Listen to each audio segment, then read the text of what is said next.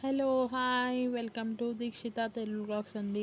అందరు ఎలా ఉన్నారు? నేనైతే బాగున్నాను. మీరు ఎలా ఉన్నారో కామెంట్ సెక్షన్లో కామెంట్ చేయండి. అలాగే నా ఛానల్ కనుక మీరు ఫస్ట్ టైం చూసుంటే సబ్స్క్రైబ్ చేసి షేర్ చేయండి ఫ్యామిలీ అండ్ ఫ్రెండ్స్కి.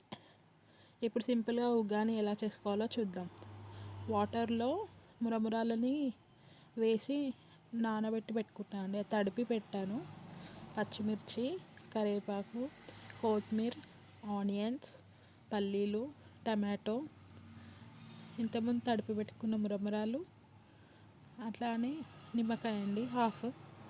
ఆయిల్ హీట్ ఎక్కాక పల్లీలు ముందే ఫ్రై చేసి పెట్టుకోవాలండి. ఆనియన్స్లో ఇంట వేస్తే క్రిస్పీ ఉండేయండి, మెత్తగా అయిపోతాయి పల్లీలు.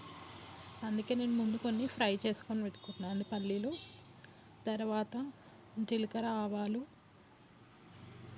అవి కూడా కొంచెం వేగాక పచ్చిమిర్చి వేగాక కరివేపాకు, ఆనియన్స్ కొంచెం గోల్డెన్ బ్రౌన్ కలర్ వచ్చే వరకండి. నేను చెప్పేది మీకు అర్థం కాకపోతే కామెంట్ చేయండి. కొంచెం నాకు కోల్డ్ అయిందండి, అందుకే వాయిస్ అలా ఉంది. తర్వాత టమాటో కూడా బాగా వేగాలండి. వేగాక కొద్దిగా పసుపు, అలానే ఇంతకుముందుకు మనం తడిపి పెట్టుకున్న మురమురాలండి. ఇప్పుడు పప్పుల పొడి అండి. పప్పుల పొడి అంటే ఏం లేదు, పుట్నాల పప్పు, ఎండుమిరపకాయలు పౌడర్ చేసి వేసానండి. లెమన్ జ్యూస్ కొంచెం, కొత్తిమీర అండి, కొంచెం ఎక్కువనే వేసుకోండి, బాగుంటుంది టేస్ట్.